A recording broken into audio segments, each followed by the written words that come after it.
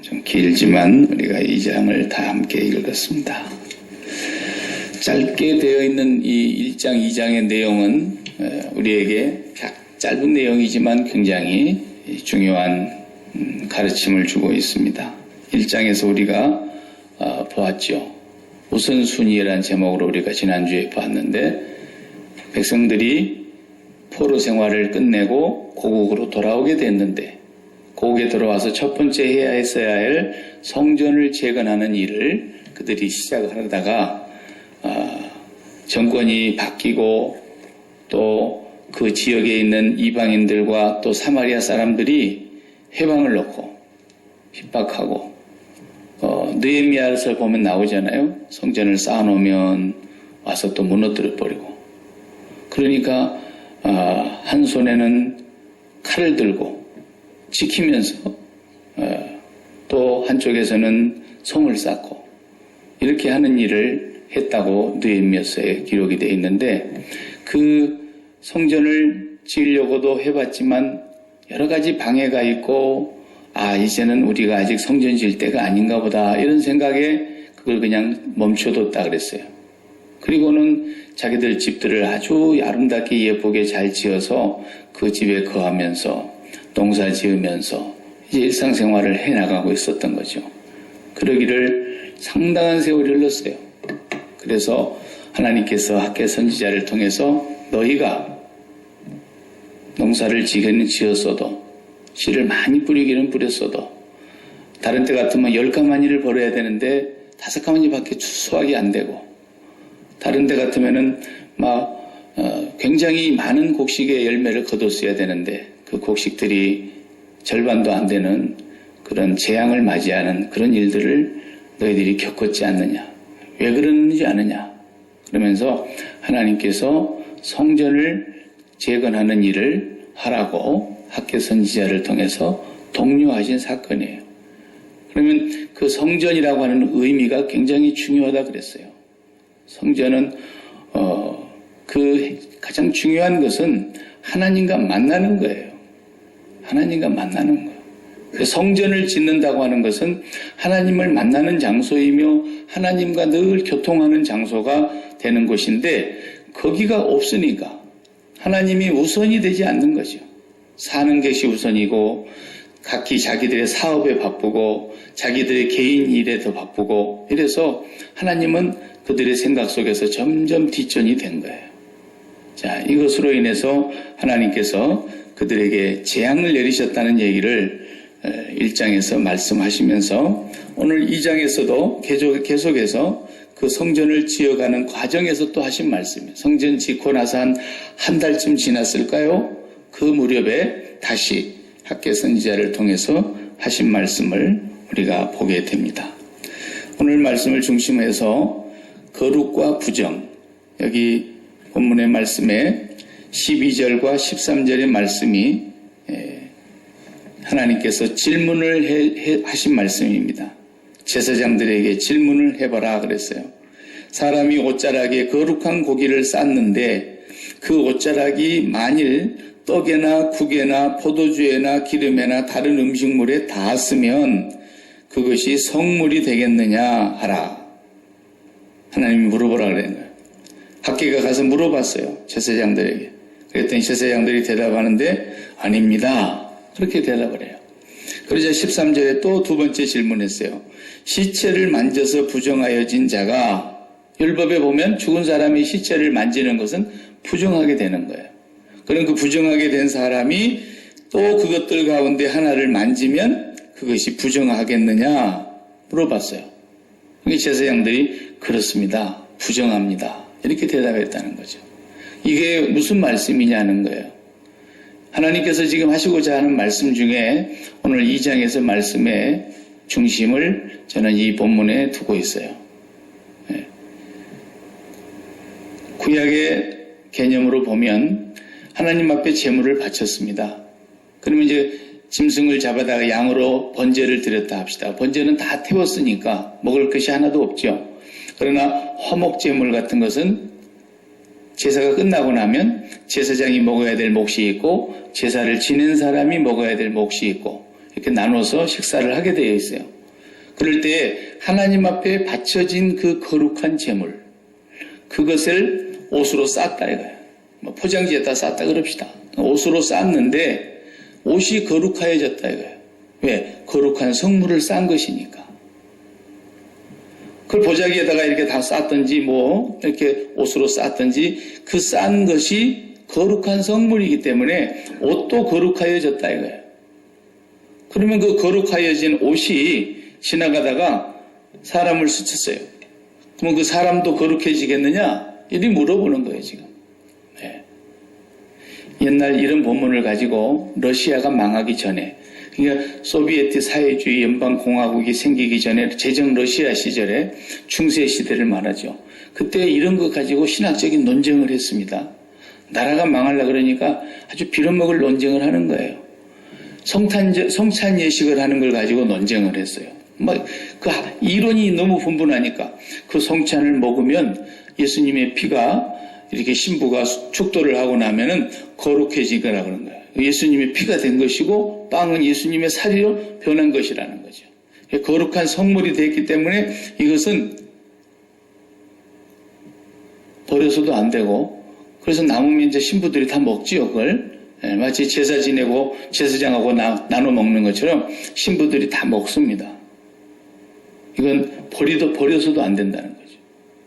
그러자 이제 신학적인 논쟁이 일어났어요. 자, 그러면 성찬을 잔을 부어놨는데 파리가 윙 하고 날아가다가 성찬 잔에 퐁 빠졌다. 그러면 신부가 축도했으니 그 성찬에 그 포도주가 거룩하게 됐으면 파리가 성화된 거냐? 이런 얘기를 진짜 논쟁을 했어요. 아니면 포도주 그 잔이 더러워진 거냐? 이런 얘기를 했어요. 또 별짓을 다 했어요. 그 신학자들이. 밥 먹고 배가 불러서 할 짓이 없으니까 매일 신학적인 논쟁만 하는 거죠. 천사가 있는데 천사가 바늘 끄트머리에 몇 명이나 올라앉을 수 있겠느냐. 이런 논쟁 말이죠. 피를 먹을 논쟁 아닙니까? 그딴 짓이나 하고 있었으니까 나라가 망하죠. 그래서 공산화된 거 아니겠습니까? 그런 것처럼 거룩한 성물을 옷으로 쌌는데 그 옷이 거룩하여졌다 이거예요. 그러면 그 거룩하여진 옷이 또 다른 데 묻었다, 다른 데를 스쳤다, 그러면은 거룩해지냐? 그러니까 제사장들이 뭐래요? 아닙니다. 그렇지 않습니다. 맞아요. 그렇지 않죠. 그런데 13절에 또 물었습니다. 그러면 시체를 만진 자는 율법에 부정하기 때문에 하나님의 전에 나올 수 없는데, 제사장들은 그 죽은 시체를 만지는 그거 하게 되면은 제사 집리하는 일을 할 수가 없어요. 정결하게 하는 속죄의 제사를 또 씻어야 된단 말이죠. 그러니까 부정한 것을 만지질 못하겠고 부정한 음식도 먹지 못하겠고 그랬잖아요. 그러면 시체를 만진 사람은 부정해졌는데 그 부정해진 사람이 또 가서 다른 것을 만졌다. 그러면 부정해지냐 안 부정해지냐 이랬어요. 그러니까 대답하기를 부정해집니다. 그랬다고. 거룩과 부정이 다르죠. 거룩한 것을 보자기에다 싸고 옷자락에 쌌는데 그 싼 옷자락이 다른 데 닿으면 거룩이 옮겨가고 또 닿으면 거룩이 옮겨가고 그러지 않는다는 거예요. 근데 반대로 부정한 사람이 부정한 걸 만지면 계속 부정을 옮겨갑니다. 지금 그 말씀 하시는 거죠. 그런데 오늘 14절 보니까 뭐라 그랬어요? 학개가 대답하여 이르되 여호와의 말씀에 내 앞에서 이 백성이 그러하고, 이 백성이 어떻단 말이에요? 부정하다는 말이에요. 이 나라가 부정하고 그들의 손으로 하는 모든 일도 부정하고 그들이 거기에서 드리는 모든 것이 다 부정하다는 거죠. 제사를 드렸어요. 그런데 부정한 제사예요. 이게 지금 그래서 하나님의 심판이 임했다는 것을 지금 말씀하시는 거예요. 그것을 바르게 하지 못했기 때문에.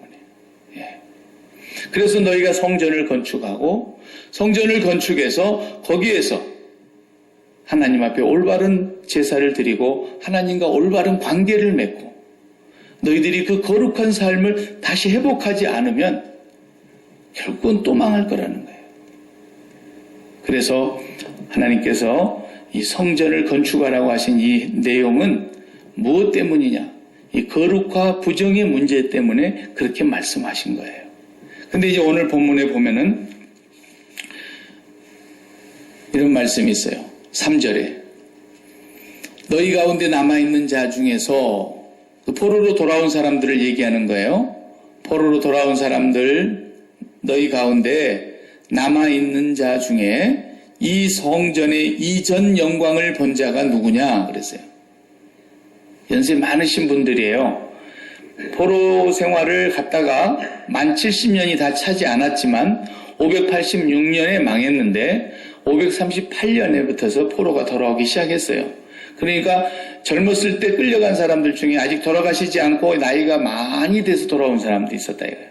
그 사람들은 어떤 사람들이냐면 솔로몬 때 지은 성전의 영광을 본 사람들이에요. 얼마나 화려했습니까? 거의 금으로 짓다시피 했습니다. 금으로 다 덮었습니다. 안에 나무에 재질은 레바논의 백향목을 히람이라는 왕으로부터서 솔로몬이 수입을 해다가 지었습니다. 그리고 성전의 화려함은 말로 할 수가 없었죠. 그 영광을 봤던 사람들이 포로로 끌려갔다 다시 되돌아와서 이제 다시 스룹바벨을 중심으로 해서 성전을 짓는데 너무 초라한 거예요. 이전의 영광을 본 사람들은 이거 뭐 성전이라고 할 수가 없을 만큼 초라하고 자기들의 눈에 양에 차지 않는 거예요. 그런 말들을 지금 하는 것을 하나님이 들으시고 학개 선지자를 통해서 하신 말씀이세요. 이전 영광을 본 자가 누구냐? 이것이 너희에게 어떻게 보이느냐? 지금 짓는 건 그러면 어떻게 보이느냐? 이것이 너희 눈에 보잘것없지 아니하냐? 사실 그렇다. 그래서 4절에 그러나 여호와가 이르노라 스룹바벨아 스스로 굳세게 할지어다. 여호사닥의 아들 대제사장 여호수아야 스스로 굳세게 할지어다. 여호와의 말이니라 하면서 쭉 말씀하시는데 나중에 뭐라 그러십니까? 뒤로 가서 우리 9절 말씀 보면은 이 성전의 나중 영광이 이전 영광보다 크리라 만군의 여호와의 말이니라. 솔로몬 성전 때 지었던 그 영광과 비교할 수 없는 겉모양은 초라하고 그냥 솔로몬 때 식으로 말하자면 커다란 궁전같이 지어진 것 같았다면 스룹바벨 성전은 정말 초라한 초가지같이 지어졌다고 비교할까요? 그렇게 보니까 사람들이 너무 속이 상하고 막 그랬는데 하나님께서 말씀하십니다. 솔로몬 때에 지은 성전의 영광보다 이 지금의 영광이 훨씬 더 클 것이다. 나중 영광이 더 클 것이다. 내가 하늘과 땅과 바다와 온 만국을 내 영이 진동시키는 날이 올 것이다 하면서 스룹바벨을 축복하는 말씀이 맨 마지막 절 23절에 나옵니다. 이 스룹바벨은 구약의 총독이지만 예수 그리스도의 하나의 모형이면서 그림자와 같은 그런 역할을 하신 분이세요. 그 나라를 다시 일으키는 중요한 역할을 하신 왕과 같은 분이고 총리와 같은 분이고 총독으로서 포로 생활에 돌아온 사람들을 한데 모아서 하나님 앞으로 이끌어간 그런 아주 훌륭한 분이죠. 이분이 이제 지었는 이 성전의 영광이 솔로몬 성전의 영광보다 클 것이다. 그런 말씀하신 거예요. 자, 왜 그런 말씀하셨는지 우리가 한번 성전의 그 의미를 다시 새겨봅시다. 요즘은 이제 잔디 깎는 시즌이 오니까 막 사방에서 아침에 눈만 뜨면 막 잔디 깎는 소리가 왱왱왱왱 하세요. 잔디 깎는 사람들 수고 참 많이 하는데 이제 보면은 우리 집 옆에 집은 어디 멀리 휴가를 갔는지 지금 막 토끼도 살고 막 그럴 정도로 숲을 이루고 있고 우리 집은 이제 예쁘게 잘 깎았어요. 근데 이제 우리 집은 민들레가 굉장히 많아서 제가 뽑아서 민들레 김치도 담아 먹고 그러는데 그놈 참 민들레 죽이는 거 어렵습니다. 약을 뿌려서 물론 죽이면 쉽게 죽이지만 그냥 사람이 힘으로 죽이려고 그러면 민들레가 안 죽어요. 뿌리가 조금 한 30cm씩 들어가 있는데 뿌리가 한 뼘만 남아있으면 또 살아나고 아무리 그거 일편단심 민들레더만요. 정말 죽으나 사나 민들레는 안 죽어요. 약을 치기 전에는. 그래서 이제 우리 교회 이 사방의 뜰도 보면은 뒤에도 막 숲을 이루고 저쪽에 우리 옛날 놀이터 하려다가 놔뒀던 그 땅은 그냥 아주 막 숲이 됐어요. 풀이 자라서. 그러니까 그거 손으로 뽑을 수가 없어요. 또 나요. 그래서 이제 장로님하고 저하고 이제 그랬어요. 약을 쳐봅시다. 그래가지고 약을 한 5통을 쳤어요. 제초제를 빙빙 둘러서 다 쳤더니 다 말라 죽었어요. 그 제초제가 참 독합니다. 그것은 조금만 뿌려도 죽어요. 잎사귀에 이렇게 묻으면 잎사귀로부터서 스며들어가가지고 뿌리까지 스며들어가서 뿌리를 말려 죽이는 아주 독한 약이에요. 그러니까 그냥 설렁설렁 뿌려도 되는데 제가 막 독하게 뿌려가지고 싹 다 죽었어요. 뿌리면서 제가 그런 생각이 들더라고요. 야, 참 이상하지. 곡식은 농부가 자기 밭에서 그걸 한 포기 한 포기 심어갖고 기르려고 그러면 얼마나 애를 써야 됩니까? 잡초도 뽑아줘야 되고 거름도 줘야 되고 혹시 벌레가 와서 먹지 않나 또 병충해도 막아줘야 되고 또 그 전부 살펴야 돼요. 그런데 이 잡초는 누가 뿌렸어요 도대체? 이건 뿌린 사람도 없는데 저렇게 잘 나오고 아무도 안 키우는데 더 잘 자라고 정말 손은 안 돼도 온 땅을 다 덮어요. 잡초가 왕성하게 자랍니다. 신기하지 않습니까? 곡식은 가만 놔둬봐요. 되는 법이 없어요. 거의 가만 내버려 둬버리면 정말 많이 거둘 거 조금밖에 못 거둬요. 근데 잡초는 절대로 손 안 대도 막 왕성하게 자랍니다. 그리고 그 잔디밭에 쑥이나 크로버나 이런 거 한 번씩 뿌리 내려봐요. 이게 겉으로는 그냥 아무렇지 않은 것 같아도 저 땅 속으로 뿌리가 막 쫙 번져갑니다. 그래가지고 다 덮어요. 나중에 가서는. 가만 놔버려도. 거룩과 부정이 그런 것과 같다는 거예요. 거룩은 말하자면 곡식 키우는 것과 같아요. 하루하루 돌봐야 되고 시시때때로 약을 쳐주고 풀도 뽑아주고 관리해주고 물 주고 다 해야 돼요. 그렇지 않으면 다 죽어요.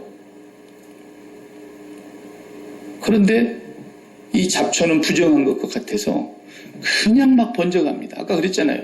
부정한 사람이 또 이거 의자를 만졌다고. 의자가 부정해요. 그 부정하기 전에 의자에 앉았다, 사람이 앉았다. 앉은 사람이 부정해져 버려요. 앉은 사람이 또 남의 집에 가서 또 어디 가서 들어앉았다. 그 집 또 부정해져 버려요. 싹 다 부정해져 버려요.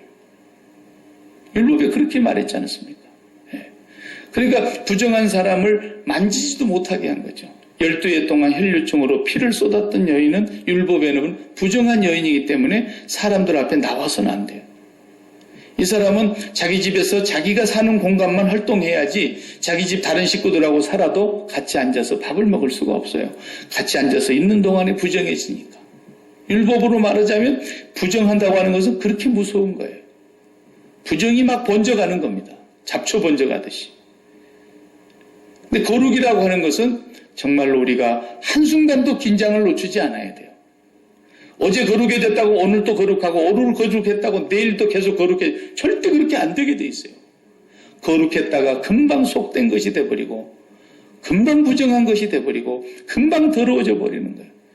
그렇기 때문에 우리에게 제일 중요한 건 뭐냐? 이 거룩을 유지하는 거예요. 그 거룩함을 유지하게 해주는 유일한 것이 뭐냐? 성전이에요. 성전. 그래서 하나님이 성전 지으라 그런 것이죠. 오늘날의 예배당 개념과는 전혀 달라요. 그 성전은 하나님께서 온 천지 우주 만물을 다 창조하셨는데 하늘과 땅을 창조하셨습니다. 지구 이쪽 동쪽에서 서쪽까지 하나님이 창조하셨고 남극에서 북극까지 하나님이 창조하셨고 온 우주 만물을 다 하나님이 말씀으로 지으셨는데 그 창조한 모든 것 속에 하나님이 다스리지 않는 곳은 없지만 하나님이 직접 만나주시는 장소는 딱 한 곳뿐이에요. 어디에서 만난다 그랬어요? 성전의 지성소에서 만나주신다는 거예요. 번제단에서 만나주시는 게 아닙니다. 지성소에 들어가서 하나님을 만나요. 그러니까 대제사장이라는 분이 백성 전체를 대표해서 지성소에 송아지의 피를 가지고 들어갔지 않습니까? 그리고 백성의 죄를 속죄하는 제사의 피를 가지고 들어갔단 말이죠. 거기서만 하나님을 만나고 관계할 수 있고 그 하나님과의 만남을 통해서만 제사장을 비롯하여 모든 백성이 거룩하게 되는 거예요. 그것이 하나님 만나는 것이에요. 얼마나 이 성전이 중요한 것입니까? 그래서 이 성전이 거룩하니 너희도 거룩할지니라 그랬잖아요. 만약에 이 성전을 더럽히면 하나님이 그 사람을 멸하시리라 그랬다가 구약의 말씀이 아니죠. 고린도전서 3장과 6장에 보면 분명히 말씀했어요. 고린도 교회에 막 사람들이 음행을 저지르면서 어떤 사람은 그냥 아버지의 첩과 그냥 같이 살고 별짓을 다 하고 사는 거예요.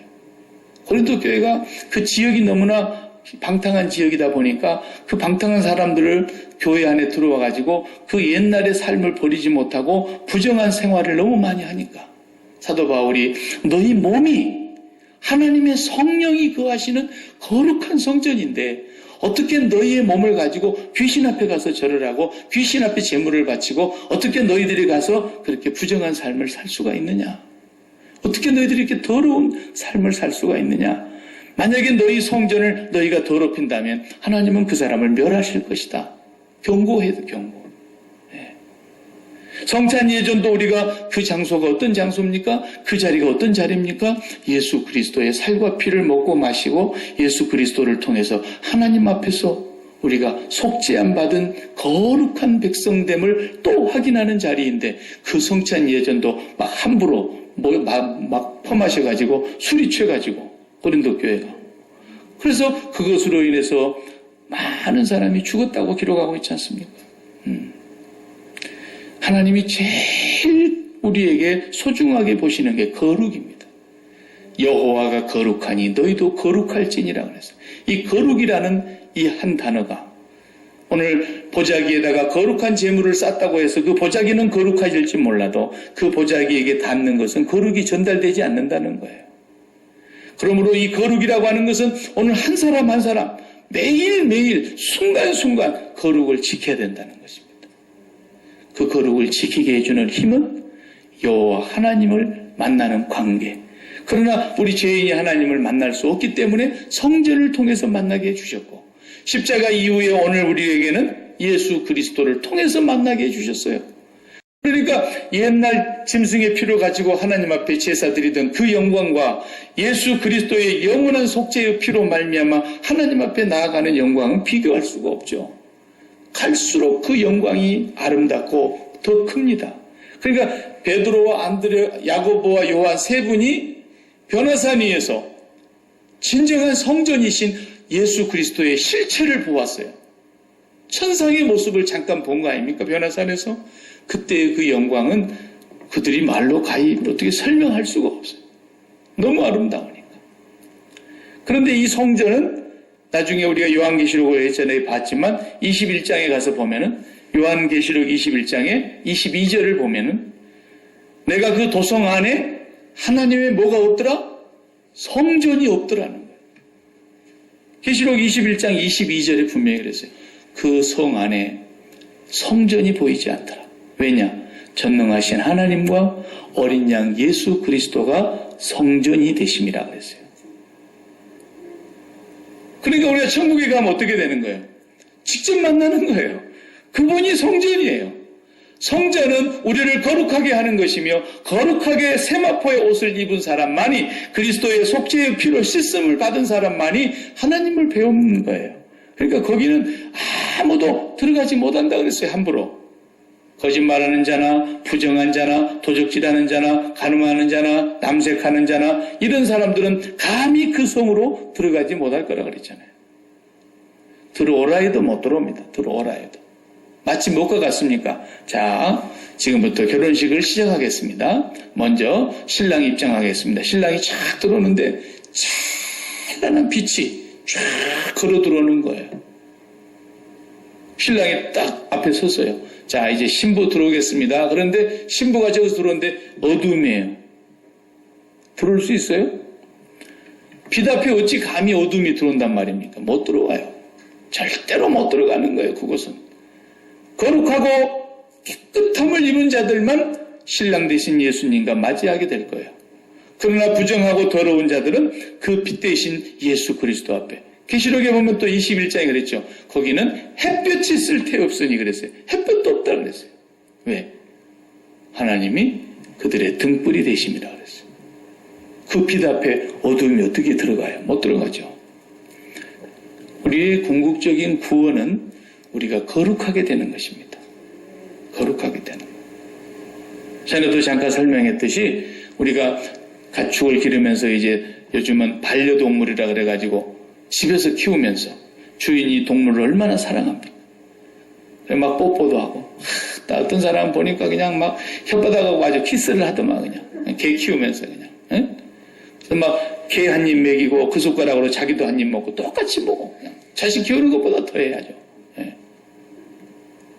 그렇게까지 할 필요가 있을까 생각이 듭니다만은 예. 그렇게 개를 사랑하는데 개가 밖에 나가서 이제 운동하고 걸어오는데 돌아오다가 똥을 밟았다. 그러면 그대로 방으로 들어간 사람 아무도 없다니까요. 반드시 씻겨야 돼요. 씻겨야 돼요. 이거 거룩하게 씻어야 너도 방에 들어가는 거지. 네가 어떻게 주인의 방에 함부로 들어가겠냐라는 거죠. 씻지 않고는 못 들어가는 거예요. 그러니까 우리는 죄 사함이 목적이 아니에요. 오해하면 안 돼요. 주님은 우리를 죄 사함을 얻게 하기 위해서 오셨지만 궁극적으로는 죄 사함은 하나님과 만남을 이루기 위해서 죄 사함이 이루어져야 되기 때문에 거룩하지 않으면 하나님을 만날 수가 없기 때문에 매일마다 우리는 이 성전을 통해서 거룩하게 돼야 된다는 거예요. 조금만 우리가 신경을 쓰지 않으면 마치 부정한 것에 손 닿았던 사람이 또 다른 사람을 만지면 부정하게 되고 그 사람에게 부정이 옮겨가서 또 부정을 타고 또 부정을 타고 부정은 쫙 번져가는 것처럼 우리 거룩한 하나님의 백성들이 잠시라도 순간이라도 깨어있지 않으면 거룩한 사람이라 할지라도 부정하게 된다는 거예요. 어떻게 그렇게 부정하게 되는 것인가? 우리가 이걸 잘 기억해야 됩니다. 부정이 뭐예요? 성경에서 말하는 이 더럽혀지고 부정하게 되는 건 뭘 말하는 거냐면 우리 성경에서 말하는 3차원의 세계가 있다 그랬잖아요.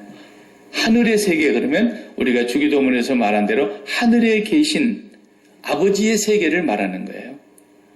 그 다음에 공중 권세 잡은 자 그러면 우리가 그건 성경에서 마귀의 권세의 영역을 표현할 때 쓰는 용어예요.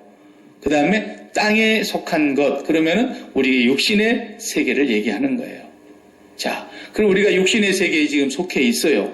그리고 육체를 갖고 있어요, 실제로.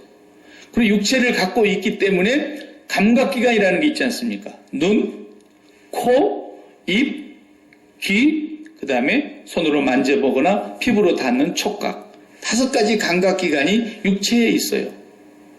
그래서 이 감각기관을 통해서 우리 육체가 보고 있는 것들이 있어요. 듣는 것, 이 청각으로 다 듣는 거예요. 보는 것, 냄새 맡는 것, 입으로 맛보는 것, 만지는 것, 이 모든 기관을 통해서 우리 육체가 갖고 있는 이 기관이 보기 좋은 게 있잖아요. 듣기 좋은 게 있잖아요. 냄새 맡기 좋은 거 있잖아요. 먹기 좋은 거 있잖아요. 갖고 싶은 거 좋은 거 있잖아요. 이런 모든 좋은 것들과 마음이 딱 달라붙는 거예요. 마음이. 그래서 마음이 어느 영역입니까? 마음은 공중 영역에 속하는 거예요. 그래서 사탄의 권세가 언제나 우리의 마음을 노리는 겁니다. 이 마귀가 우리의 마음을 사로잡으면 이 마음이 어디로 가서 쫙 달라붙게 되어 있냐면 육체와 가서 쫙 달라붙게 되어 있어요. 그래서 눈에 보기에 좋은 데로 쫓아가는 거예요. 이 마음이 계속 육체와 함께 움직이는 거예요. 이것을 보고 육에 속한 사람, 멸망받을 사람, 사탄에게 사로잡힌 사람을 육에 속한 자라 그러는 거죠. 네. 이건 정말 일반적으로 예수를 믿지 아니하는 모든 사람을 표현하는 단어입니다. 육에 속한 사람. 그런데 이 마음의 영역이 육체에 붙지 않고 하나님, 성령을 통해서 하나님께로 연합되면 이 사람을 보고 성경은 뭐라 그래요? 신령한 자라 그래요. 신령한 자. 그러면 또 한 표현이 있어요. 고린도전서 2장과 3장을 보면 육신에 속한 자라는 말이 하나 또 있어요. 육에 속한 자는 하나님을 알지 못하는, 소위 말하면 성경의 표현을 그대로 한다면 멸망하는 짐승과 똑같은 삶이에요. 아주 부정한 자예요. 이건. 그리고 신령한 자, 이 마음의 영역이 하나님과 마음이 붙어있는 사람. 그런데 육신에 속한 사람은 뭐예요? 여기 붙었다, 저기 붙었다, 여기 붙었다, 저기 붙었다. 이걸 육신에 속한 자라 그래요, 성경에. 예. 셋으로 구분하고 있어요, 성경은. 그러니까 밑으로 속하면 부정해졌다가 또 하나님 앞으로 다시 마음이 올라가면 거룩해졌다가 이 생활이 계속 반복되는 거예요. 그러니까 사도 바울도 뭐라 그랬습니까? 로마서를 보면은 내가 내 마음의 속사람으로는 하나님의 법을 따르고 싶다. 그런데 내 마음에 원치 않냐는 또 다른 법이 있어. 나를 사로잡아 오는 것을 내가 느낀다라는 것이. 그래서 내가 원하는 바 선은 행하지 아니하고 원치 아니하는 악을 행하는도다. 이놈의 마음이 육체에 끌려서 악을 행하더라는 거예요. 그래서 원하는 바 선을 행하지 아니하고 원치 아니하는 바 악을 행하는 이것은 뭐냐 도대체. 내가 한 법을 깨달았노니 그랬어요. 그러면서 오라 나는 공고한 자로다 그랬어요. 이 사망의 몸에서 사망의 몸이 뭐예요? 육에 속한 자를 말하는 거예요. 계속 마음이 육신에 끌려가는 거예요. 그러니까 여러분이 이제 한번 이 원칙을 놓고 한번 딱 점검을 해봐요. 우리 세상에서 좋다고 하는 게 얼마나 많습니까? 세상에 좋다고 하는 밸류가 있는 가치들이 얼마나 많습니까? 그럼에도 불구하고 그 육체가 그 좋다고 하는 것을 쫓아갈 때마다 마음이 같이 따라가는 거예요. 마음이.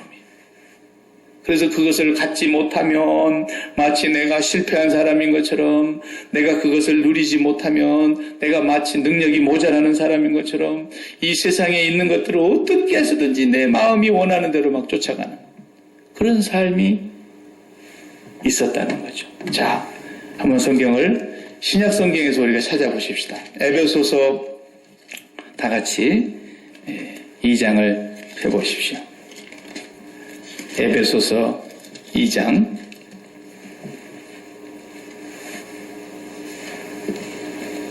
거기에 너무 잘 설명을 해주고 있어요. 사도 바울이. 신약 성경 311조 에베소서 2장 1절에 그는 허물과 죄로 죽었던 너희를 살리셨도다. 그는 예수님을 말하죠. 예수님은 허물과 죄로 죽었던 우리를 살리셨다는 거예요. 언제? 자, 2절 보세요. 살리기 전에 우리가 예수를 믿고 허물과 죄로 죽었던 사람들인데 예수 믿기 전에는 그때에는 너희는 그 가운데서 행하여 이 세상 풍조를 따르고 공중권세 잡은 자를 따랐으니 공중권세 잡은 자의 영역이 마음의 영역이라니까요. 그래서 마음의 영역에 공중권세 잡은 자를 따랐는데 곧 지금의 불순종의 아들들 가운데서 역사하는 이 사탄이란 말이에요. 사탄. 악령이란 말이에요. 전에는 그랬어요. 그럼 에베소 교회 교인들이 전에는 우리도 다 그 가운데서 우리 육체의 욕심을 따라 그렇잖아요. 몸을 갖고 있으니까 몸이 좋은 것 갖고 싶고 좋은 것 먹고 싶고 좋은 것 더 많이 가지고 싶고 더 좋은 영광을 누리고 싶고 더 높은 데 올라가고 싶고 더 큰 부자 되고 싶고 육체가 원하는 게 얼마나 많습니까? 그런데 전에는 우리도 다 그 가운데서 육체의 욕심을 따라 지내며 육체와 마음에 원하는 것을 하여 육체와 마음이 붙었어요. 마음의 영역이 육체와 붙어가지고 마음에 원하는 것을 하여 다른 이들과 같이 본질상 진노의 자녀였더니 이것이 육에 속한 사람이에요. 이렇게 살아가는 사람은 날마다 부정을 저지르는 거예요. 네. 여러분 내가 깨끗하다고 생각하시면 큰일 나요. 눈만 뜨면 눈에 보이고 마음에 원하는 대로 막 쫓아가는 삶. 이것이 바로 허물과 죄로 죽은 삶이라니까요. 본질적으로 이건 저주받을 생이에요. 예수 밖에 있는 모든 사람들은 말할 것도 없거니와 예수 안에 들어왔다고 말만은 하면서 삶을 이렇게 살아가는 사람들이 많았더라는 거죠.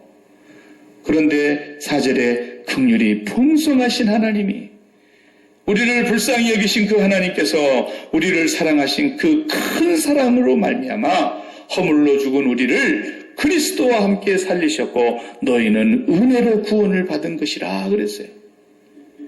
예수 그리스도께서 십자가에 죽으실 때에 우리의 이 허물과 죄로 죽었던 우리의 삶이 우리의 인생이 우리가 모든 존재가 다 멸망을 당해야 될 것이 그리스도가 죽으심으로 해결된 거 아닙니까? 그 죽으심이 나의 죽음으로 우리가 믿고 받아들이고 고백하고 있지 않습니까? 그러므로 날마다 우리가 예수 그리스도의 십자가를 바라다 볼 때마다 확인해야 된다는 거예요. 확인해야 된다. 십자가 생활하라는 건 그것 때문이에요. 뭘 확인하는 거냐? 내 마음에 원하는 대로 쫓아가고 싶고 내 눈에 보기에 좋은 대로 갖고 싶고 내가 이 땅에서 정해놓은 가치라고 하는 것에 마음이 휩쓸려 갈 때마다 뭐예요? 내가 죽은 자인데 라는 걸 확인하라는 거예요. 십자가를 바라다 보면서 내가 죽은 자인 것을 고백하라는 거예요. 한순간도 우리가 그리스도의 십자가와 연합된 삶을 떠나면 우리에게는 부정한 것이 그냥 번져가는 거예요. 잡초 번지듯이 막 잔디밭에 쑥밭 되듯이 잔디밭에 클로버 번져가듯이 잔디밭에 민들레 퍼져가듯이 막 우리의 삶이 그대로 부정한 것으로 막 오염돼 버리는 거죠. 우리는 한순간도 예수 그리스도의 은혜가 아니면 거룩을 지킬 수가 없는 부정한 존재들입니다. 불가능한 존재들입니다. 본질적으로 진노를 받을 수밖에 없는 존재입니다. 그럼에도 불구하고 하나님의 그 크신 긍휼로 인해서 우리가 죄사함을 얻은 것입니다. 우리가 하나님의 선택을 받고 부름을 받았고 하나님의 거룩하신 속죄의 용서를 받은 사람들입니다. 그렇기 때문에 우리는 매일매일 오늘 또 주 예수 그리스도의 그 은혜로 거룩함을 입은 자를 기억하면서 그 거룩한 삶을 이어가야 된다는 거예요. 이 일을 도우시는 영이 바로 하나님의 영이신 성령님이세요. 그래서 우리가 날마다 구하라 주실 것이요 찾으라 찾을 것이요 두드리라 너에게 열릴 것이니 그 말씀이 뭐예요? 성령을 구하라는 거예요. 누가복음에 그렇게 말했잖아요. 성령을 구하라. 성령을 구하는데 하나님이 주시지 않겠느냐. 매일매일 우리가 우리의 마음이 이 육체와 붙어서는 안 되기 때문에 이 마음이 육체와 붙었던 허물과 죄로 죽었던 우리를 그리스도께서 죽이셨고 다시 그리스도께서 부활하심으로 말미암아 우리를 살리셨도다. 우리는 그 하나님의 은혜를 입은 자들이다. 날마다 성령으로 말미암아 하나님과 연합하여 살아가는 사람들이 되어야 된다는 거죠. 이것이 성전이에요. 성전. 오늘날 수천억을 들이고 수백억을 들여가지고 건축물로 아름답게 뽑아 올린 그런 건축물이 성전이 아니에요. 그게 예배당. 유럽에 가보면은 수천억씩 들여서 요즘 같은 돈으로 하면 수천억을 들여서 지은 성당들이 얼마나 많습니까? 그러나 이제는 박물관처럼 고전 건물이 되어가지고 사람들이 사진이나 한번 찍고 딱 크게 지었네 한번 보고 가면 말고 그래가지고 다 세상 건물로 팔려나가고 그게 뭔 성전입니까? 성전이기는 창고고 술집이고 다 그러잖아요. 지금 수천억을 들인 예배당에 거기에 거룩함이 있는 것이 아닙니다. 그것이라야 하나님을 만나는 것이 아닙니다. 하나님을 만나는 것은 날마다 예수 그리스도의 십자가와 생활화가 되어서 내가 그리스도와 연합되어서 옛사람이 허물과 죄로 죽었던 우리는 그리스도와 함께 죽었음을 매일 고백하는 것입니다. 그리고 그리스도께서 부활하심으로 내가 그분과 연합하여 하나님께 대하여 살았다. 하나님께 대하여 산 자다. 성령은 날마다 우리를 하나님께 대하여 살게 하시는 영이십니다. 그 거룩함을 유지해 나가야 된다는 것을 지금 말씀하시는 것이죠. 저와 여러분이 구약시대 학계 선지자보다도 훨씬 더 유리하고 훨씬 더 복된 삶을 사는 자들이세요.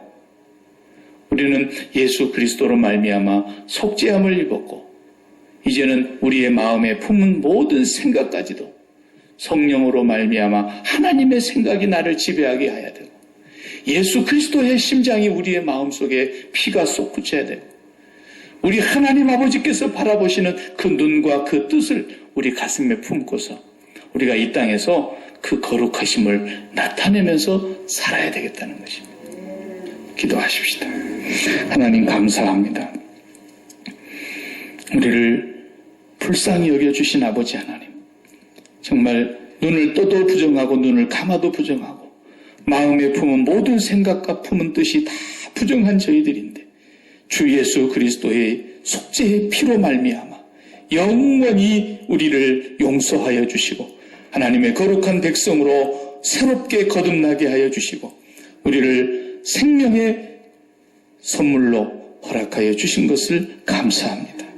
매일매일 우리의 삶 가운데서 부정한 것이 우리의 마음을 침투해 들어오지 못하도록 십자가의 보혈로 우리를 피로 바르게 하여 주시옵시고, 날마다 그 피의 양식, 그 생명의 양식을 우리의 영원한 양식으로 먹고 마시며 우리의 심령이 하나님의 성령으로 충만한 삶을 구하고 살아가게 하여 주시옵소서. 세상으로 인해서 더럽혀지지 않게 하여 주시고 오히려 우리의 거룩함이 세상 속에서 나타나게 하여 주시옵소서. 예수 그리스도의 이름으로 기도하옵나이다.